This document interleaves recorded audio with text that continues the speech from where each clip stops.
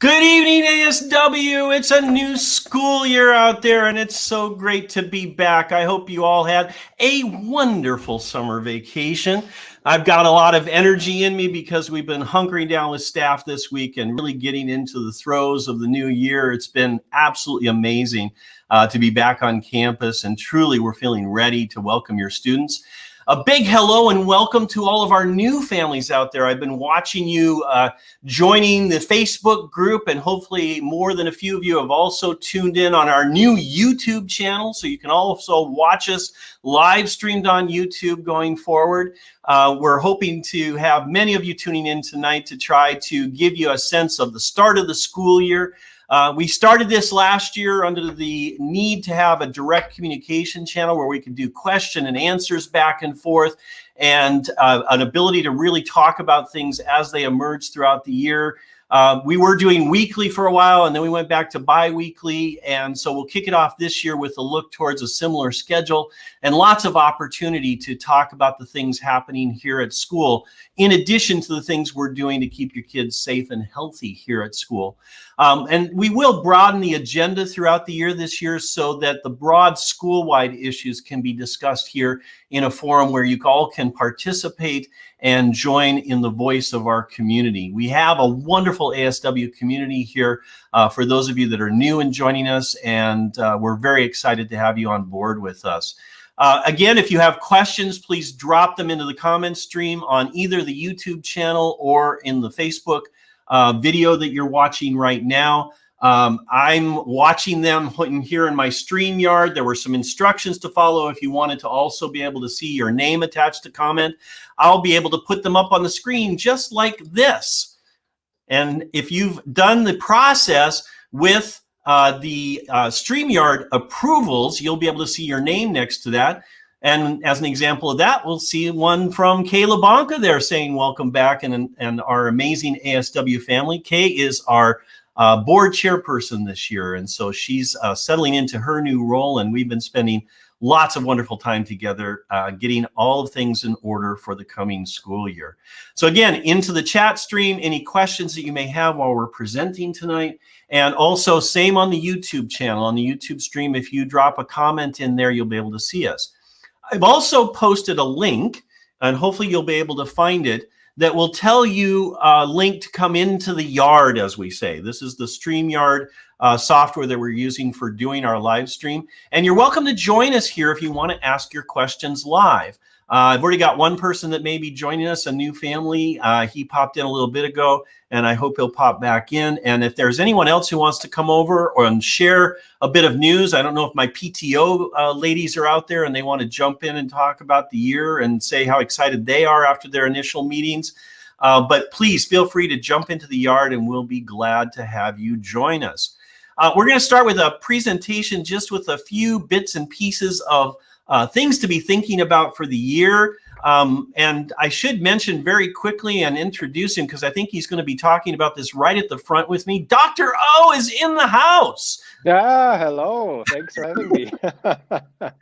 Dr. O long time no see. Long time no see. Tell me about it, right? It seems like a long summer, doesn't it? It seems like a long I summer. hope you got away. And I've missed you guys dearly over the last, 7-8 weeks. Yeah. So happy to be back, and welcome back, all of you. And thanks for having me again this year.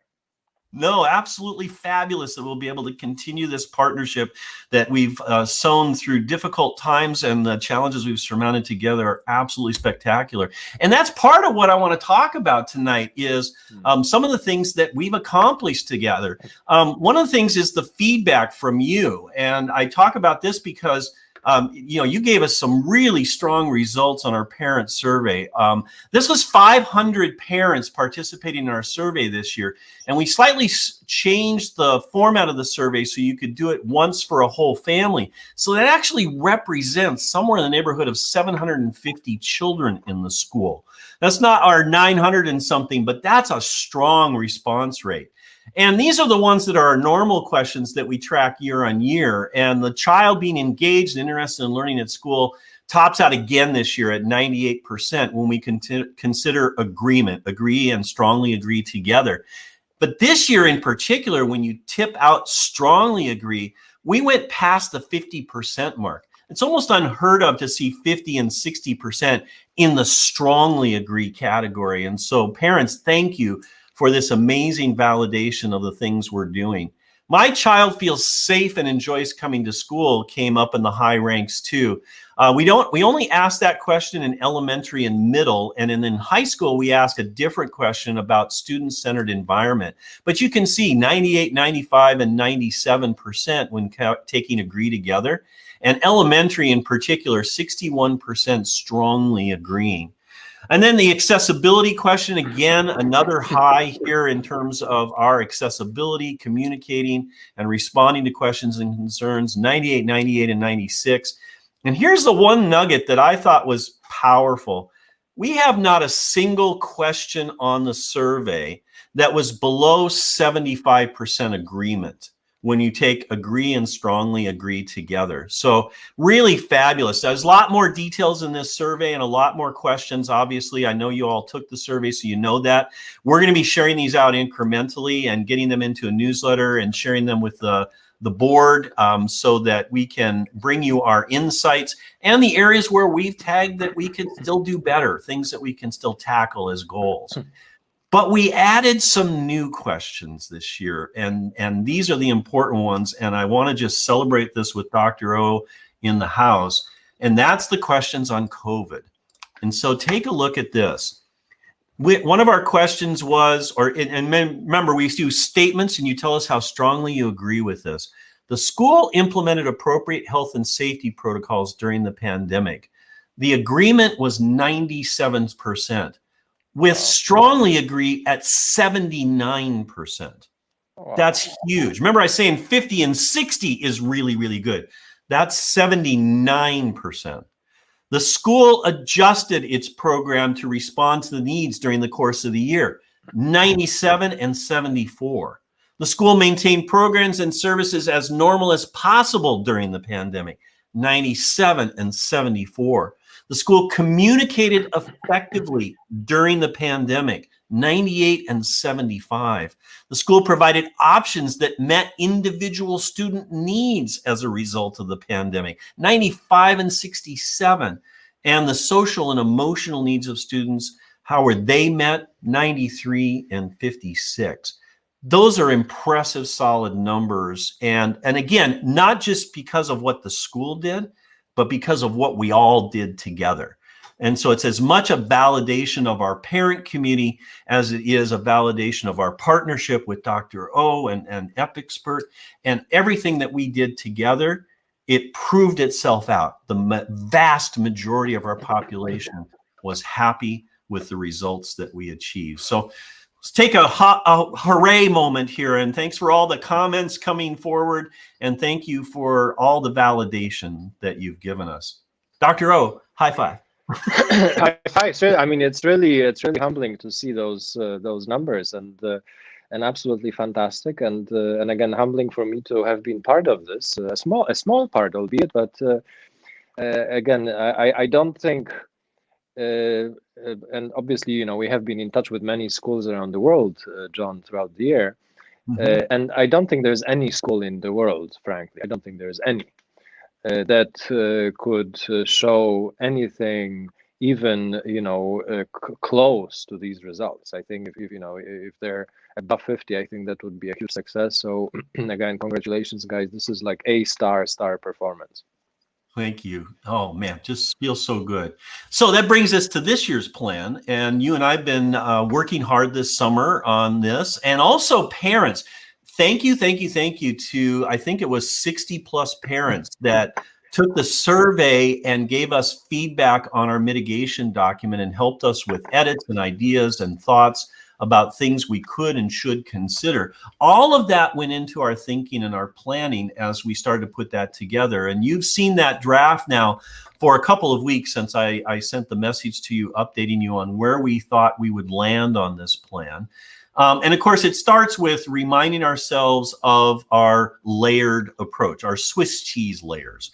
I wish there's a lot more people in the world that would understand this, you know, and the first one that pops to mind is the person who says, well, masks don't work, so we shouldn't mandate them. Well, masks do work, but they're one layer of Swiss cheese, and nobody seems to understand the incremental value of things, none of which can be 100%, but how when woven together, they work hand in hand to provide additional layer of protection. But this Swiss cheese model, with all of our inserts, because this is our full model now, with everything that we added during the course of the year, continues to prove itself out over and over again.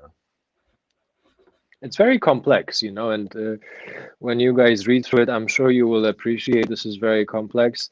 And it looks complex on a slide, you know, it's just absolutely enormous what John and the leadership team and the entire school community have done throughout the year to actually implement this Swiss cheese strategy. Because again, on paper it looks complex, but in real life, this is really, really, really challenging.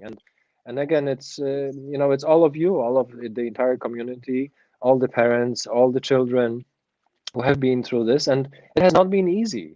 But as you have voted, you know, close to 100% of you agreed this was the right strategy, and we believe it too. And but again, kudos to you for sticking with it throughout the year, throughout the last year, and then you know, let's stick with it this year, and we will have another safe, healthy, and successful year. Absolutely. Of course, one of the things that we're considering is, you know, things are changing, vaccinations coming on board. And I think, Dr. O, you're going to talk about some of the other things we should be thinking about. And so we tried to start a conversation about where in those layers that we could consider some degree of relaxation as the situation around us, which has always driven our decision making, begins to show some signs of relaxing as well.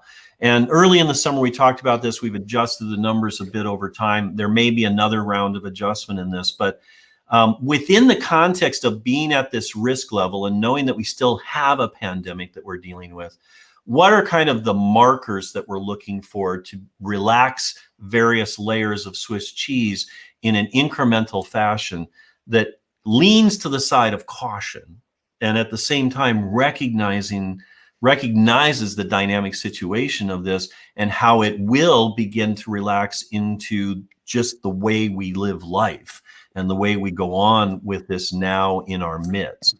I did a little just benchmark current today and said, well, my read of the data says 7 and 14 day average case counts seem to be very low in our community and in Poland right now. Positivity rate as a correlation to that seems very low. We don't have data on ASW cases. We'll have that after this weekend. And our hope is that we find in our reentry testing that we don't have many, or we only have maybe a couple of cases within our community. The weekly will come even further down the road. And then, of course, our usual assessment right away of internal spread. Vaccination penetration, we need to know records and get things organized to find out where we're at on that. And we've talked about our vaccination numbers versus a larger population. Can we be a micro population with our own kind of community-based herd immunity that's different from the general population? And I know we've been back and forth on that. But we definitely are living at this risk level too. And based on conversation between myself and Dr. O, we're leaning to the conservative medium, even though we're below in some of those measures. We're certainly above in others, and we think medium is the place to start. Do you want to add to that? Yeah, look, there's, you know, obviously, as John said, the numbers are very optimistic, you know, throughout many of the areas in Europe in general. The vaccination rates are increasing. The numbers of cases, you know, there are waves, there are microwaves. I think there will be waves coming in, and you know, this comes back to one of my slides that I think from last year that we will see those waves coming and going. But in the end, what we are most interested in is how severe those waves will be in terms of hospitalizations, in terms of mechanical ventilation usage and death rates. And here it seems that it's getting better and better, much better. We are concerned about those new variants, so hence we are being more conservative, because these new variants, you know, it's a little bit like flu. And again, we talked about it last year as well many times, that just like the flu, the the SARS-CoV-2 mutates to a degree that is largely unpredictable. And although there is some evidence of which parts of the virus mutate more rapidly, which parts do not mutate at all, it's still a relatively new area of research and science. So with all the last year I think was paradoxically simpler because we had this one variant. We knew what to do. We were extremely we were always we were actually, irrespective of the numbers, we said hi. The risk is high, and we're implementing the full-blown strategy. This year is a little bit more challenging because we don't know. At the same time, we see a significant relaxation. At the same time, we're hearing all those news about breakthrough infections, even among the vaccinated individuals. We hear about the breakthrough infections and, unfortunately, deaths among the elderly from some of those variants. So we still need to be cautious, and it's probably less so about the ASW community, which is in school, where I hope we will be in the very high rate of vaccination. But again, the breakthrough infections mean that vaccinated individuals may actually spread asymptomatically. So we want to be cautious and see where it goes. So hence we have this baseline level testing implemented throughout the first 4 weeks, and then we will see. Again, it's much less predictable, but we always will be taking a very cautious approach to protect the entire community. And again, I estimated 50% because I'm factoring in the reality that we have no vaccine for below the age of 12. Yeah. So that's half of our school right there. Yeah, exactly. And while we've got very good vaccination rate among staff, I think it's 80+%. I don't have a good feel yet for the parent community and what percentage rate we're at, although we had great turnouts for our vaccine events in the spring, so that helped factor into it.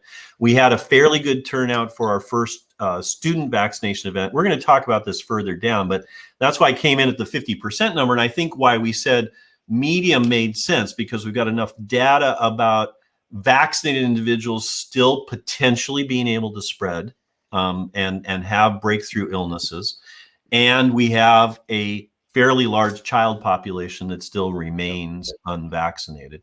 And with something for that age level, not until much later on the calendar, as far as I can see from what I'm reading. I'm sure you're reading the same thing. And you mentioned some additional variants that are starting to make it into making some waves. It's unclear how significant they will be, I know, but I do know that those are things we need to be watching as well. So with that in mind, our prudent approach, just summarizing from the document, and I've put this out in various forms in the last couple of updates, masks we're going with. Again, it's part of that Swiss cheese layer. We think it works. We know it works because a year told us it worked. It reduced our internal spread when we did find cases that had been in our community for legitimately a short period of time when we found them, and yet we did not have internal spread. We can chalk that up to hygiene practices and masks when we did have a case in our midst. So we know that that's the case. So that, and we'll keep that indoors. We won't force that outdoors. It'll be optional for those outdoors that want to wear it, but we'll only make sure that we're rigorous on it indoors. The cohort isolation, we will relax a little bit in terms of upper school. The middle school, high school age mixing a bit, we think will be manageable, and we won't see any significant impact from that. Cafeteria will be same as last year with some easing, again, primarily in upper school across those boundaries. We'll have to maintain our parent limits until we have a better sense of vaccination. That's one of the key ones. So we'll have to maintain that in this first 4 weeks and see what might be possible for both testing programs as well as vaccination registration. We're seeing registration of vaccination happening throughout the EU right now, and I know it's being debated here, but this idea of vaccination for entry is certainly beginning to build some momentum. We're going to watch that and see whether that's something we might be looking into. Testing at the start will be weekly. Now, we were at biweekly last year. We think the community spread and the opening of schools suggested a weekly approach. That means for us a little bit tighter at the beginning. So we're going to do our reentry, which is Friday, Saturday, and Monday. And hopefully you've logged into PowerSchool and you've gotten your appointment for your family to come through our main entry testing stations. Then we'll do students again on a schedule that will get us through the whole school on Wednesday, Thursday, Friday. And then the following week will be on a regular week schedule, and all of our expirations of testing will be lined up and kids will be back on schedule. Temperature checking, we're relying more this year on your home temperature checking when kids get up. We're going to be less rigorous at the entrances relative to temperature checking. The equipment will be on and monitoring, and it will log temperatures and alert us. But we're not going to be as rigorous with the kids one by one and try to be a little bit more fluid with our entrances. That particular component of our program did not yield as much results, but what we learned is that home checking is really the most reliable when you're doing that first thing in the morning and you're checking kids versus temperature checking at entrances, which even airports are questioning now with the different environments and the changing temperatures and whether they're fully effective. Other areas, cleaning continues on with additional enhancements this year. The hand washing stations are refilled, cleaned, and ready to go. OK for School is up and running. Daily attestation continues. It's primarily a family-based approach with that temperature checking being the first question. Parents should be able to choose between their kids. We do allow high school students to log into the system and do their own attestation. This is just grades 9 through 12. We may have a few technical problems there in reinitializing that this year, but if you're using your school email address, you should be able to set up your account if you don't have one already. If you already have one from last year, it should be working now. We are updating data with OK for School, so there might be a few glitches this week. That's normal. But by the weekend, you should be able to be doing your attestation. So you'll be green status for Tuesday. And that's your number one thing is the kids must be green on your application in order to enter into school on Tuesday morning. Also, I note that there's a few families arriving very last minute. And so there will be testing in the morning before school, but you'll have to wait for your results before you'll be released to class. Buses and transportation, we communicated out. Sergeants had a nice piece the other day with information about their services and that they'll be following their cleaning regimes and protective practices. I had an event section in there that talked about we'll stay outdoors as much as possible and keep our distancing protocols in indoor spaces. So we'll limit sizes in the theater and in places like the MPR and the gymnasiums. To just provide for some distancing and as much ventilation as we can when we're using those areas. And then hybrid, we're going to be more limited access to the hybrid program this year. We're going to start weaving that back, and you really will need to contact your principal and go through an application process to choose hybrid as an option. We're not just going to make that an option automatic.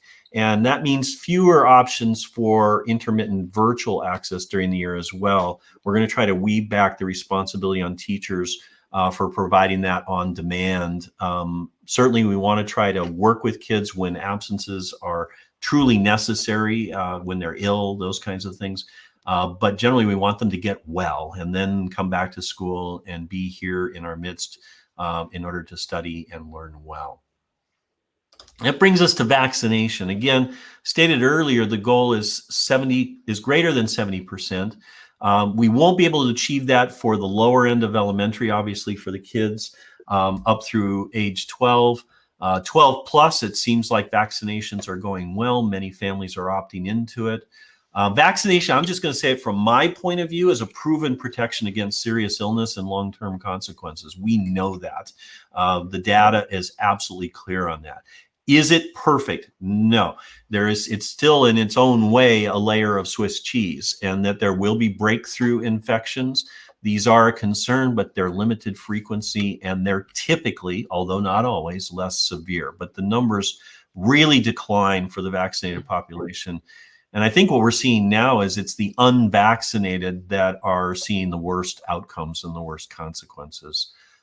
There is a community aspect to this in terms of being vaccinated, not just to protect yourself, but also to protect others. And I know that debate rages on, but I do truly believe this is how you are a responsible member of the community, to protect yourself, and by doing so, protecting others. So I really encourage it. We still have one more vaccination event on Saturday, August 21st, for our 12 plus. And any adults out there that still haven't been vaccinated, you're welcome to sign up as well. Please check Weekly Update for the link to sign up, and I'll keep pushing that out until we get to the 21st. Additionally, we were contacted today by Dr. Osovska at the healthcare clinic. And so if you want to get Pfizer this week, she's got 50 extra doses available and would really like to make sure that they get into the arms of people. And if you're on our list for the 21st and you want to take advantage of this opportunity, please go ahead. We're absolutely fine with that. And we'll look for others to sign up for the event on the 21st. But there are doses available, and hopeful that others will step forward so that these don't go to waste. And she's ready and prepared to receive your phone call or your email tomorrow to get you in on Friday.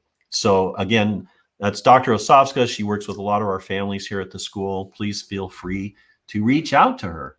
All right. Other thoughts on vaccination, Dr. O? We talked about stuff just beforehand while I'm looking for questions here, but vaccination worldwide and your thoughts on what we should be thinking about. Well, there are two aspects to vaccination. One is your kind of personal and family protection, and this is an absolute no-brainer at this stage, and the research and the evidence from population studies already is quite unequivocal and points to those vaccinated individuals being, again, 90+% protected from severe disease, severe illness, hospitalization, and death. Okay, So this is the first aspect. The second aspect is the population aspect. So not just me and my family, but the larger community and its impact on the pandemic in general. And here, that's why John was talking about the 70%, 80%. It's this concept of herd immunity, which, to be honest, I believe is a bit elusive. Because and it's not elusive because of statistics or because of math, because frankly, getting to 85% plus would probably eradicate the virus completely. Okay? Right. But we know from experience from the past that it's very difficult to get to these levels of vaccination worldwide. Right. Secondly, it's extremely difficult to do it in a short period of time. Because that's what matters with a virus that is mutating so fast, that we should get to herd immunity before the next mutation appears. The next mutation which yields the vaccination a bit less efficacious. So not only we have to get large numbers, we have to get large numbers fast. And this has proven, again, to be extremely difficult, whether it's for polio or any other vaccination. Right. And really, it's only the Black Death that has been, or the true pox, the smallpox that has been eradicated. There is no other pathogen, no other bacteria or virus that has been successfully eradicated fully. So again, that's why I'm talking a little bit about the elusiveness of this concept of herd immunity. So for practical purposes, it's better to look at the vaccination as, again, my protection, my family protection. The kind of the larger it is, obviously, the more protected people are, the easier it is to manage potential waves, even if they appear, because again, they will appear. Just like with the flu, they appear. But the challenge with the COVID-19 last year was that the waves yielded in large numbers of hospitalizations, mechanical ventilation usage, death rates. Now, when the waves appear, there will be 10 times less of those. Now, we want them to be not just 10 times less for the vaccinated, we want them 10 times less overall, because if only half of the population is Right. vaccinated, it's Mhm. not going to be 10 times less, it's going to be 5 times less. 5 times less is still going to be a lot. Right. So that's the, I think, again, we should be, we should all contribute to getting as high a percentage in order to, again, to protect the the system in general and to return to normal in terms of the lockdown, etc. There's a third aspect of vaccination, which is the most vulnerable populations. And unfortunately, it appears that the vaccinations work a little bit less efficaciously in the elderly. So that's where, and we were discussing this many times, what do we do with booster vaccines? What do we do with booster shots? What do we do with, having another shot? And I'm sure there are questions about this, so I will anticipate and answer that. Again, if you guys have any vulnerable members of your family, vulnerable meaning an elderly, obese, hypertensive, largely diabetic, I would, strongly advise to get a booster. Okay, probably sometime before September, October. If it is possible. Today, I don't think it's possible yet in terms of the Polish national vaccination program against COVID-19, but hopefully it will be possible because it makes a lot of sense, and many countries have actually implemented this already. And it makes a lot of sense to get the booster, again, primarily and as a priority to the most vulnerable populations, because the vaccines work a little bit less efficaciously. The waning effect of the antibodies is probably faster. So the antibodies disappear faster in the blood of those elderly and, again, the vulnerable population. So I would say for the less vulnerable populations, probably a better strategy would be wait a little bit until there is a new booster vaccine, which already is even more efficacious, especially against those new variants of concern. So the deltas, the kappas, the lambdas of this world. And I'm sure there will be new vaccines available. So because generally speaking, again, and again, it's statistics, it's kind of 90+%. Yeah. But again, 9 out of 10 of us, Right. especially in the non-vulnerable populations, will be protected by whatever we got already. Right. So probably makes sense to wait just a little bit for this, new vaccine that I'm sure will be available in the next months, which would be, again, much more efficacious against those new variants of concern. And that's what we were talking about earlier, is that what we don't want to do too is turn this into unvaccinated waiting to get vaccinated with a new vaccine. Unvaccinated, please understand, we're not saying you should wait. We think you should get whatever vaccines available, particularly Pfizer, which seems to be the vaccine of choice, or talk to your doctor, pick whichever vaccine works for you. But vaccination is absolutely critical. So if you're unvaccinated, don't wait for a new or better vaccine, because that's just inviting disaster.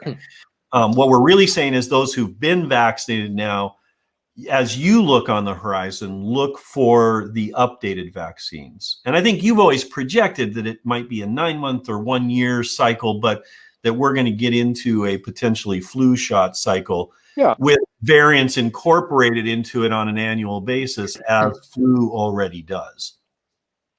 Probably this is how it will look like.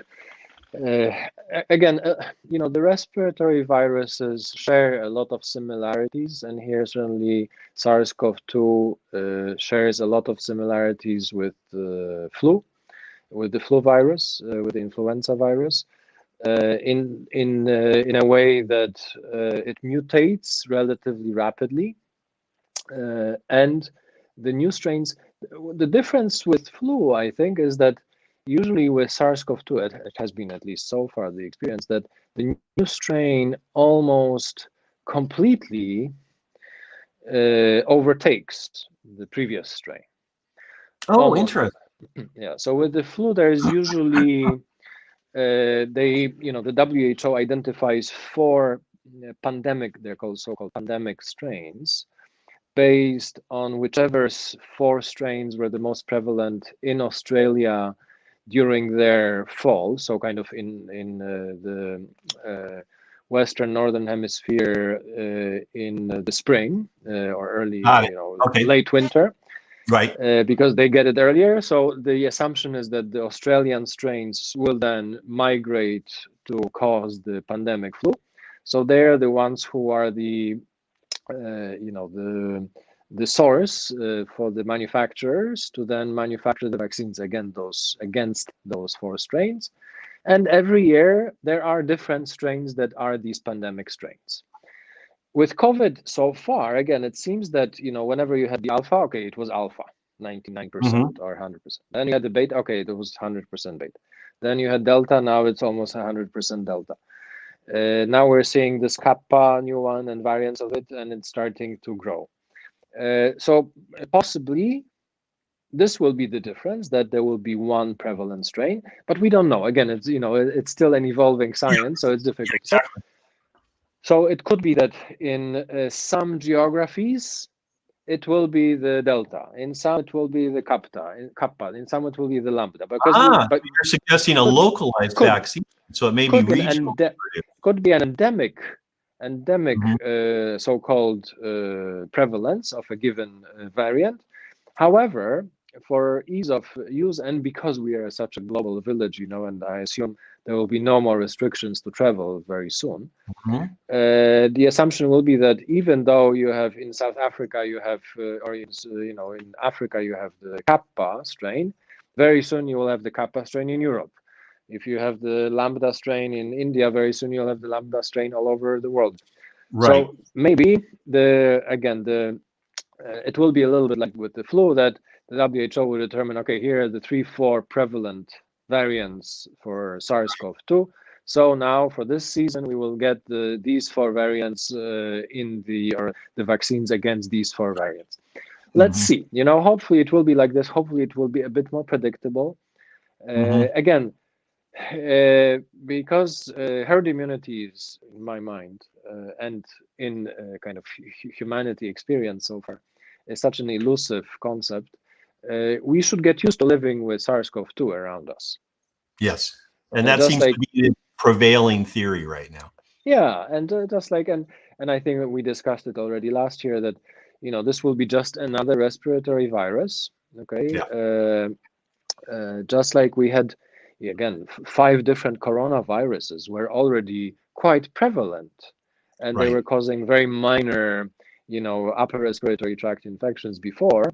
The SARS-CoV-2 became, a pandemic, became much more viral and became much more infectious than these 5 coronaviruses, which were causing already mild upper respiratory tract infections in humans. So this is obviously special, but again, it will be one of those, and we will have to deal with waves, with pandemic waves, with people being hospitalized, getting sick. So the point is, and it's coming back a little bit to okay for school and what John was talking about, temperature, etc. Be mindful of the different symptoms, because as much again as last year we could say, okay, these are the 4 or 5 symptoms. Right. Okay. We still have those because they're still the most common. But with these new variants, we actually do not know.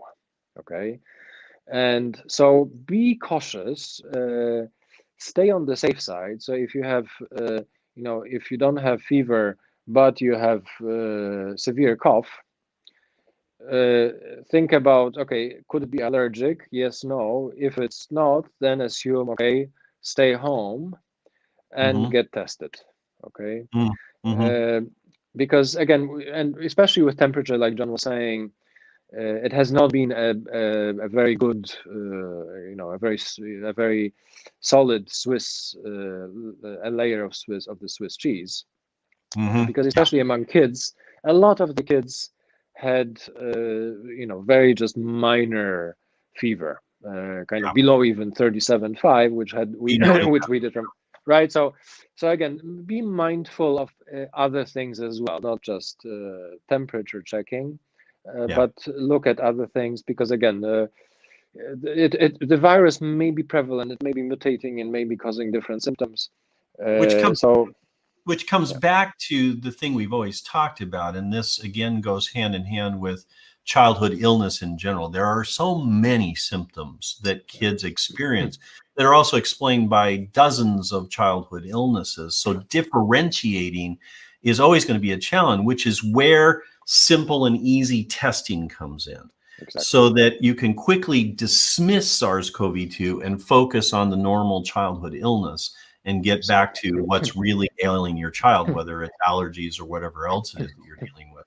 So, and I know that that's getting better. We still have the best test on the market because it's the one that everybody's investing in now. But that simple, cheap daily test is just still not quite there yet. And I do hope that the science is going to continue moving down that path.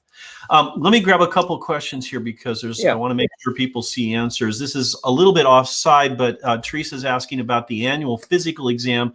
It's not annual. Our requirement for physical exam is actually 3rd, 6th, and 9th grades. And then our athletes are annually. So if you're going to be in athletics 6 through 12, it's annual. But the actual annual requirement is 3rd, 6th, and 9th grade. And it doesn't have to be before the first day of school. This is something where we know it's sometimes difficult to get these physical exams in. And so we do have some flexibility in the early part of the year, but turning out for athletics requires having the form completed. So try to do it in as short order as possible. This information is all in PowerSchool under the quick links section. It's the very first bullet about our vaccinations and the annual process that we push out in the springtime. I will note that it was down for a short time when we were doing system upgrades, and we got it back as quickly as possible. Apologies to those who may have gone looking for it and didn't find it. It's there now, and so please feel free to go back. We answered the question on the 3rd shot. One that comes up now is one that we know we've tried to address here a little bit, maybe clarify a little bit more. Is there a chance to stop wearing masks indoor for the 12 plus vaccinated? Not right away, certainly. And this is, again, that 70+%, although not herd immunity, it's really about a vaccinated population, because mask wearing is about protecting both vaccinated and unvaccinated. Vaccinated for breakthrough illnesses, which we don't have a good feel for yet, and the ability of vaccinated to even spread it further to unvaccinated populations. So am I right on that, Dr. O? It's kind of hold on this until we can see clearly what the horizon looks like. Yeah, I think that makes a lot of sense. I would probably say that if we create a micro cohort, let's say, the middle school and high school, where we get to this herd immunity level, and we again limit, like we did last year, as much as possible the cohort mixing, then we may consider that this will be a kind of a micro, very well protected population, where with the weekly testing, we will actually be able to get rid of the masks. I think that, before we jump into decision making, I'm just throwing it up in the air that it may be, an option down the line, especially if we see the community spread being as it is today, which is extremely low. So that's something that we may want to consider in the future. So again, once we get to the 70–80%, again, to be determined among a certain cohort, then we may obviously further relax those rules while maintaining the testing, so that again, even with breakthrough infections, we will know that this micro cohort is safe, right? Yeah. But we limit the spread to home, to bus, to McDonald's, to the community. Exactly.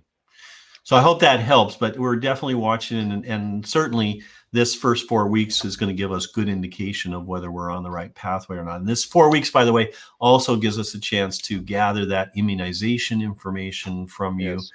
parents so that we can get a good feel for what the status of our population is.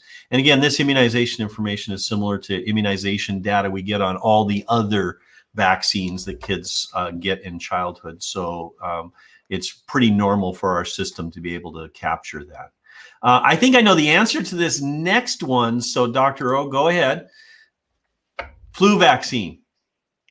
Yes. Do we recommend flu vaccine? Always, absolutely. There we go. I knew the Absolutely. No, I'm a big fan of vaccination in general. I mean, this is, if there is any intervention that could be singled out as one that has dramatically extended human life in the last 100 years, it's probably the vaccinations. So again, I'm a big fan. So absolutely the flu vaccine, I do recommend. Flu is also a difficult upper respiratory tract infection with many potential complications. So especially in younger kids, the flu vaccine, as you guys know, is available to from some of them even from 2 years old. So absolutely, yes. Do you think that they will have fixed the production problems with flu vaccine? Remember last year we were talking about the difficulty of getting the vaccine because production had shifted to early COVID vaccines. And so do you think they've fixed that problem, or is that going to be an ongoing challenge? Reason I'm asking is we haven't started this process yet, but do I need to be thinking about ordering? Do we need to be doing a school-wide process? So this is, I think we should have it on the radar screen. Obviously, normally the flu vaccines become available sometime around September, October timeframe. This is when they're usually ready. I have not heard anything about challenges with, production. I think in general, most of the manufacturers, they fixed the production issues and they built, additional capacity. So, my gut feeling, and again, I don't have the data to support it or not, but my gut feeling is it should be easier this year, but we should definitely, both of us, have it on the horizon. Absolutely. That's definitely something we need to be talking about. And that absolutely improved our environment from an illness point of view. I mean, literally around the world, but certainly for us as well, flu incident rates went down to near zero. Zero, Pre-K kids en masse. So we flipped from upper school now to the bottom end, 3 and 4 year olds. Again, we are going to ask them to wear them as we did last year to start the year, this first 4 weeks. But where are we at on the dynamics in the youngest population right now? What's the current advice and research? CDC, I think, has included down through 4 and 5 year olds in their advice. What's the latest thinking? Look, I mean, masks protect the wearer and the others around the wearer of the mask. So it is a very simple intervention. Now, again, with the pre-K kids, it has always been a debate because of the practicality of wearing masks, not because they don't work or they work. It's because of the practicality. So again, it's something we will be discussing for sure with the leadership team at school and see. Again, I do want to establish this 4-week baseline just to see where we're at in terms of prevalence of vaccines, of positive cases, breakthrough infections, etc. And then we will be thinking about potential changes to the protocol, also depending on what is happening in the environment, what are the policy protocols given by the government. But we may again go the route that perhaps we relax a little bit. Although again, with the smaller kids, there has been more and more evidence that these new strains are a bit more virulent with the younger population. Obviously, it's a bit of a self-fulfilling prophecy because the younger population is not vaccinated. Right. So obviously, the Rachel infection. vaccinated are off the table. Got it. Yeah. So again, we will be weighing the pros and cons of all the options for sure, and we hear you, and we know the concerns around wearing masks, especially again about practicality of this, not about the effectiveness or the efficacy. Great. Well, I think that's it on the questions that I'm seeing here. Let me just double check the other side here. It does look like it's all there. I'm getting lots of thumbs up on the responses. I'll just note that. And thank you to the audience for your participation. I want to go into just a couple other things. And Dr. O, I'm happy to have you stay with me, but this is more strategic things for the coming school year. So I value your time. Thank you again for joining tonight. Thank you very much. As a regular participant. So again, best wishes to you as we start the year. And hopefully I'll see you around school here as we get started. Absolutely. Best wishes to you, John, the whole leadership team, the entire community, all the students. Again, I'm so thrilled that I'm part of this community, and thank you for accepting me, for adopting me.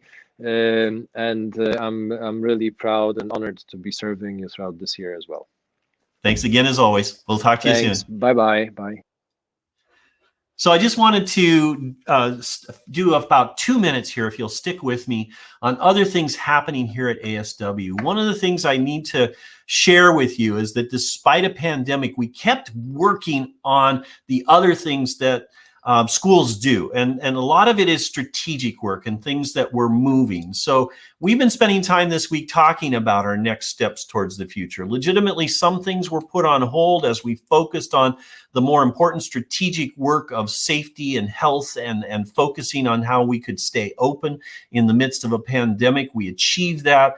But the next thing is about our strategic plan and engaging with it and reinflating it and putting it back out in front of you and in front of our staff. And we started that process in the spring with some fairly aggressive work that we wanted to do to make sure that we are doing the right thing. And it starts with our core values. They still are there and very strong in our community. You saw us use them to build our pandemic response and our mitigation protocols, and they stand as strong as ever. Our mission is also continuing to find expanded relevance in our community, and this idea of changing the world for the better through our work together as a community is still very much resonant with all of us. And so we continue this in due course and keep working on it. We have an objective that we've had less time to focus on, and it came back into focus in the springtime with some staff work, some sprints, some trial runs at projects and studies, and this has resolved itself into some key strategic areas. All of this is aligned with, I know that's really tiny print, but our long-term plan. We're about in the middle of this long-term plan, and you can see in the center of this our facility master planning, and then above that, the strategic design and implementation that is ongoing in the school. So the result of that has been the adoption by the board in June of 4 broad strategic areas, strategic themes, if you will. Organizing time and space, being a learning lab teaching school, diversity, inclusion, and equity, and growing our use of data to drive inquiry at all aspects of the school. We've built a document around this, and I shared it tonight in eNotes so that you can start digging into it. This document describes how we do strategic work here at ASW, and there's going to be a lot happening to involve parents and students in this work as well, as it started when we built our core values some 5 years ago. And so please take a time to look at this document and look particularly at section E and the more detailed information about these 4 themes. But one that I'm going to tease out that's very significant, and that's within that area of organizing time and space, is that long-term facilities plan that is now starting to take shape. We have some very big plans developing there, and we're going to be bringing those to you incrementally in the next few weeks and months, and really give you a sense of where we're going over the next 6 to 7 years in terms of the next level campus that we hope to bring on board, the enhancements and changes that will be aligned with what we've learned through our core value, mission, and visioning process, and through the work in these 4 strategic areas that will be the focus of our attention this year as others are designed and as we weave them into our growing and developing as a school. So again, I thank you very much for your attention to this and for your future engagement in this. We're going to be looking forward to parents joining us and becoming part of this process as they have been in the spring. There were many parents involved with our facility master planners in the interviews and in meetings. There were parents on our steering committee, and we're just excited about an opportunity in the near future to share that plan with you and give you some details of what the future of this campus may hold for all of our kids and for the future. That's it for me tonight. Unless there are other questions, I am ready to bring it to a close. I just want to say thank you to everyone for joining in. We are ready for the year, and there's lots of wonderful things happening. PTO is sending out its welcome through the chat channel, and they are ready and excited about the year ahead. We all participate here, so new parents, please join in, add your comments in the parent Facebook group, reach out to the PTO moms that you're seeing on this chat stream and get yourself connected. We have new family orientation on Monday. You got letter with details. If you didn't, please contact our admissions office so that they can give you all the details on what's coming Monday. And for everyone else, all of our returning students out there and parents, I'll be looking forward to greeting you at the front entrance on opening day. Parents will have a plan out for greeting your kids outside and taking them into class as we did last year. Thank you again for all that you do to get your kids ready and for all that you do to make their experience here so enriched by your involvement and engagement in meetings like this that demonstrate how much of a community we are. Thanks much, everybody, and have a wonderful rest of your evening.